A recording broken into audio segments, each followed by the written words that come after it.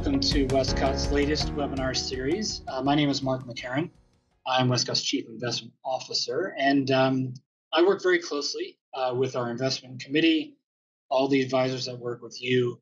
And the purpose of this update really is to talk a little bit about the market environment today, how it's changing and how it impacts the portfolios we manage. So we titled this presentation, Navigating a Changing Environment. This is our outlook and our latest outlook for 2025. So we'll start looking backwards, as we like to do, set the stage. 2024 was a very strong market. The S&P was up 25% again, 2024. And again, it was the artificial intelligence, the AI stocks, leading the charge higher, and really drove the index, the S&P, to all-time highs. But if you look at the right-hand side, yes, U.S. growth and large cap were the driving forces behind the market, but we also saw strong results in other parts, other sectors of the market, value stocks, financials, small companies, and that's a good sign. What we also saw last year, at the end anyway, was bond markets coming under pressure again. And I wanted to talk a little bit about that because it has a lot to do with what the Fed policy is. And the Fed policy has a lot to do with the market environment today and how it's evolving. So if you remember back at the end of last year, the Fed felt comfortable enough to cut their rate by 1%. And that's because the U.S. Consumer Price Index, or inflation, has come off of its high and is now back in an acceptable range. So while the Fed did cut rates last year and the market tended to like that, it's on hold for now because there's a lot of uncertainty coming down the pike. The other thing we want to watch very carefully is the unemployment rate. And it's been very stable, around 4% or so. And that's a good thing. So the soft landing story still remains. However, the Fed is on hold, and that keeps borrowing rates, interest rates, mortgage rates a little bit higher for a little bit longer than many people expected. And I think that potentially has a negative impact on the global economy, on global growth, and ultimately on the stock market if it's not addressed at some point soon. So let's talk a little bit about some of the things that are driving the Fed to put things on hold, but more than just the Fed. Business owners, consumers are really wondering what's going to change in 2025. And we put up on the slide here a couple of examples. First of all, President Trump has signed 70 executive orders in just the first month of his administration. That is a lot of new information for the market to absorb. And one of those executive orders established the Department of Government Efficiency, which Elon Musk is now running. And the headlines talk a little bit about how much access and impact they are having on the federal government. And it's all in the name of cost cutting, but there's a lot of change happening. The other thing that is really happening very quickly is tariffs and trade. There are no rules set every day. There's probably another tariff threat, but that's not necessarily another tariff implemented. So a lot of noise around that topic that causes uncertainty, and we're watching that very carefully. And finally, the geopolitical risks out there are rising. There are areas of the world, whether it be the Middle East, Gaza, or the Russia-Ukraine, that all of that is changing the dynamic a little bit. And we want to be thoughtful about what does that mean to the economy, to the markets, to interest rates, and to your portfolio. So I think it's wise in times of change is to make sure that you don't jump to conclusions. So we've quoted here Sir John Templeton, the four most dangerous words in investing are, it's different this time.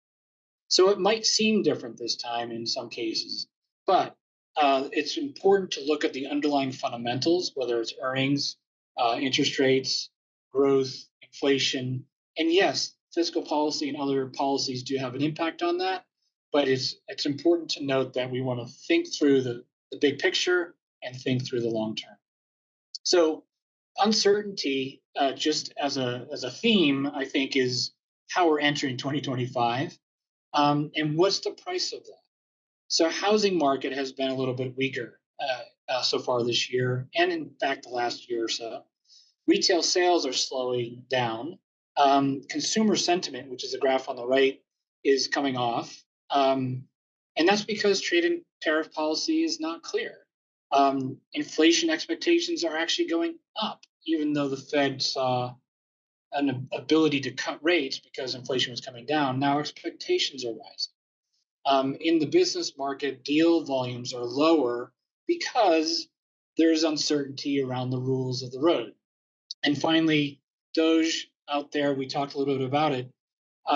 This is an agent or a focus on agencies in the United States government focusing on cost cutting.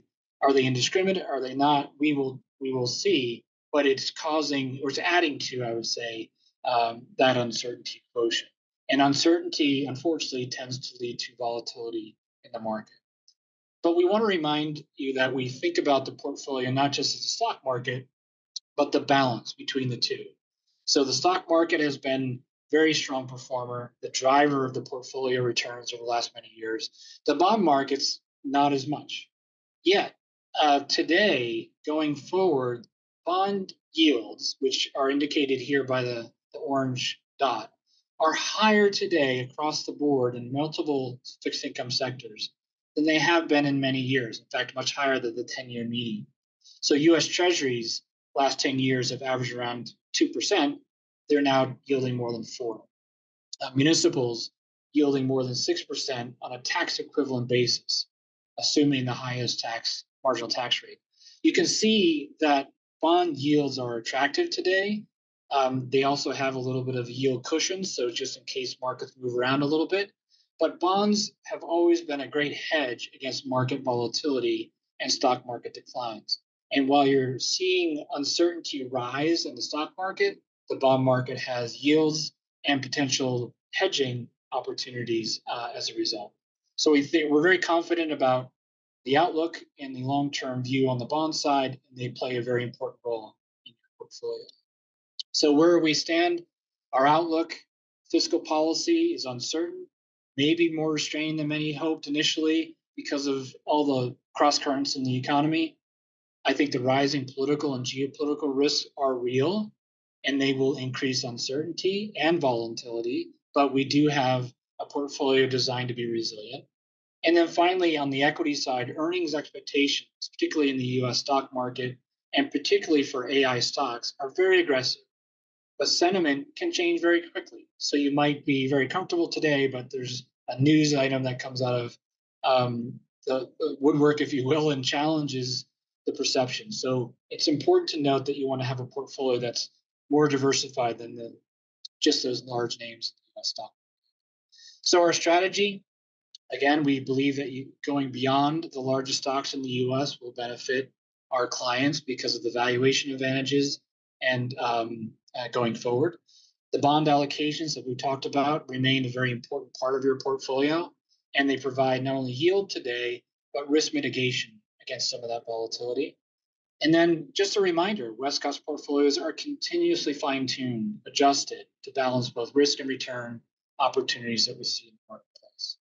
So as always, we want to remind you that Wescott is driven today and always by time-tested investment philosophy, not by the headlines. We thank you very much for your attention today, for your interest, and we encourage you, if you have any questions at all, don't hesitate to reach out to your advisor or to me directly.